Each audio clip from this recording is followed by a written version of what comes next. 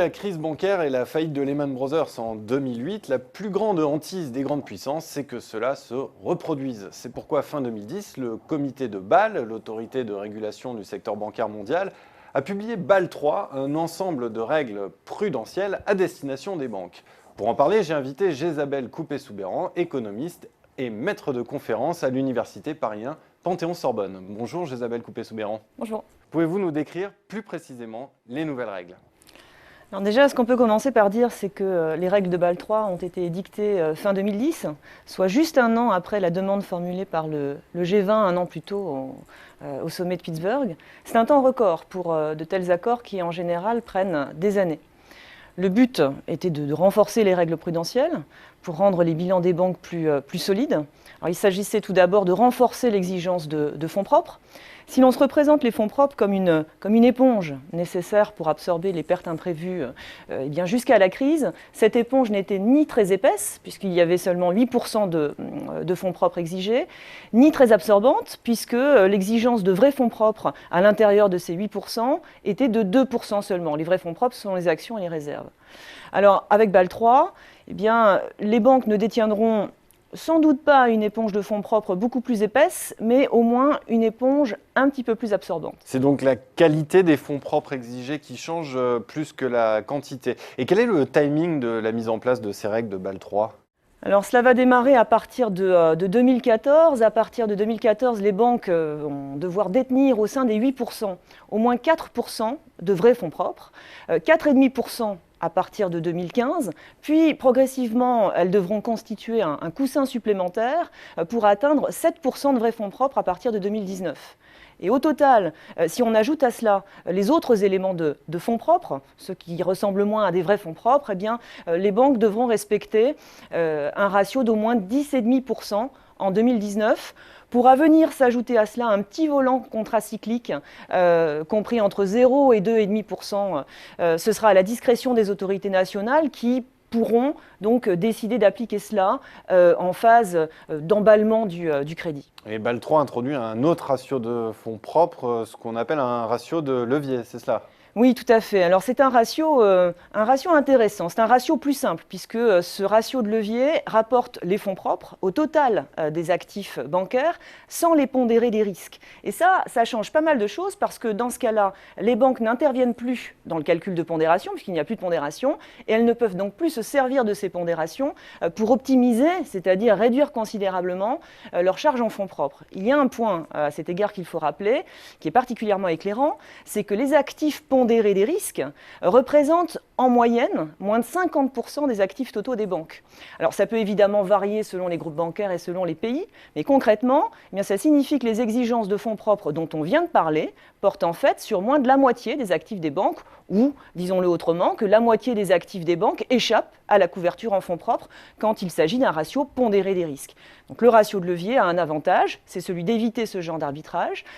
Malheureusement, le ratio minimum de levier recommandé par Bâle III est de seulement 3%, c'est peu, puisque cela signifie que les actifs des banques pourront encore représenter en valeur 33 fois la valeur des fonds propres.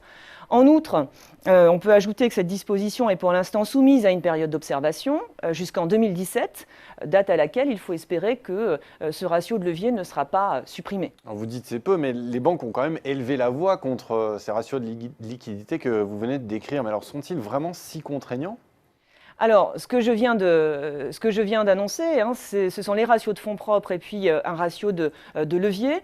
En revanche, il y a en plus, vous avez tout à fait raison, des ratios de liquidité qui ont considérablement ennuyer les banques. Ces ratios ont pourtant été introduits pour augmenter la capacité des banques à faire face à une crise de liquidité, pour les amener aussi à accroître la stabilité de leurs ressources qui s'étaient considérablement dégradées. Alors il y a un premier ratio de liquidité, un ratio à court terme, qui entrera en application à partir de 2015, avec toutefois une exigence assez faible, parce que les choses ont été revues récemment. Les banques devront détenir, en proportion de leurs engagements nets à 30 jours, au moins 60% d'actifs liquides de haute qualité, c'est-à-dire des actifs faciles à revendre sur le marché.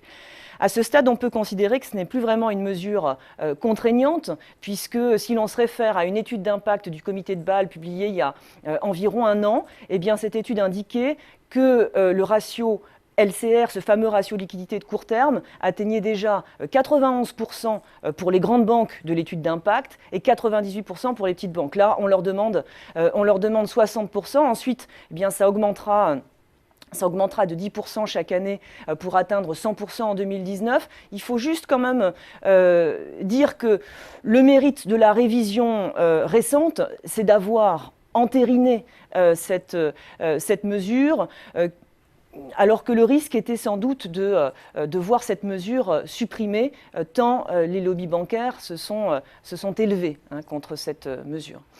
En ce qui concerne le second ratio liquidité, un ratio de plus long terme, eh bien, on n'en parle plus beaucoup et au mieux, ce ratio sera introduit plus tard, à partir de 2018, si toutefois il est maintenu, autrement dit, si le travail de sape des lobbies bancaires ne conduisent pas à le supprimer. Oui, mais les banques ne voient quand même globalement pas d'un bon œil Bâle 3, c'est ce que vous dites. Leur argument, c'est que cette nouvelle régulation risque en fait de freiner les activités de financement des entreprises. Est-ce un argument recevable selon vous ?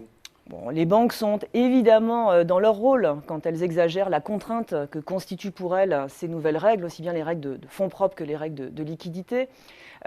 Il faut bien cerner les enjeux de ces réformes et surtout ne pas se laisser impressionner par ce chantage à la croissance que les banques ont l'habitude de faire à la moindre initiative réglementaire. Ces nouvelles règles visent à renforcer la sécurité du secteur bancaire et plus largement la stabilité financière. Un secteur bancaire plus solide, plus sain, plus stable, contribuera mieux à la croissance. Les lobbies bancaires essaient de nous faire croire qu'il y aurait un arbitrage entre d'un côté la stabilité et puis de l'autre l'efficacité. Autrement dit, du point de vue des banques, plus de règles, c'est peut-être plus de stabilité et toujours moins d'efficacité. Oui, dans leur esprit, c'est effectivement cela, sauf que cet arbitrage est totalement infondé. Le secteur bancaire et financier a grossi de manière excessive et au stade où il en est, il n'est plus au service de l'économie réelle, il n'est plus qu'au service de lui-même, de ses profits. Si ces nouvelles règles aident à faire un peu dégonfler le secteur bancaire, à limiter les activités trop risquées et peu utiles au financement de l'économie, à rétablir le bon prix du risque qui était largement sous-estimé avant la crise, alors tout cela ira dans le sens à la fois d'une plus grande stabilité financière et d'une plus grande efficacité du secteur bancaire puisqu'il contribuera mieux au financement de l'économie réelle et donc ce faisant aussi à la croissance. On peut donc conclure que les critiques des banques contre Bâle 3 sont globalement infondées. Je crois que ce qu'on peut surtout dire, c'est que les lobbies bancaires ont les yeux rivés sur les profits des banques. Jamais ils ne mettent dans la balance les gains pour la collectivité d'une plus grande stabilité financière. Ils n'ont tout simplement pas le sens du collectif. Alors ça, c'est peut-être un moindre mal. Ce qui est plus préoccupant, c'est qu'ils nous bernent. Ils nous bernent sur la difficulté qu'il y aurait pour eux à s'ajuster, puisque là encore, si l'on en suit les études d'impact du comité de Bâle, eh bien, ce que nous démontrent ces études, c'est que l'ajustement s'est fait, il s'est fait à bon rythme, il est même pratiquement achevé. Dans la dernière étude d'impact publiée par le comité de Bâle en mars 2013, qui avait été réalisé à partir d'un échantillon représentatif de banques de grande taille d'un côté, de petite taille de l'autre, eh bien, ce que l'on voit, c'est que les grandes banques, comme les petites banques, étaient en moyenne déjà au-dessus des 7% de vrais fonds propres attendus pour 2019. Et ce qu'il manquait pour que toutes les banques de l'étude d'impact satisfassent, toutes individuellement, les 7% de vrais fonds propres attendus pour 2019, eh bien, ça représentait moins de la moitié d'une seule année de profit pour les grandes banques, alors que, je le rappelle, elles ont encore 6 ans pour s'ajuster, et environ les 2/3 d'une seule année de profit pour les petites banques. Donc vous le voyez, Bâle 3 est sans doute bien moins le loup dans la bergerie que les banques feignent de redouter, que la souris qui ne rugit pas, comme celle qui illustrait une tribune de Martin Wolf consacrée à Bâle 3. Bâle 3 est donc moins exigeant qu'il n'y paraît, moins en tout cas que ce que les banques ne le disent. Merci Jézabel Coupé-Soubeyran d'être venue apporter votre éclairage sur Bâle 3 sur le plateau de Xerfi Canal. Merci encore. Merci à vous.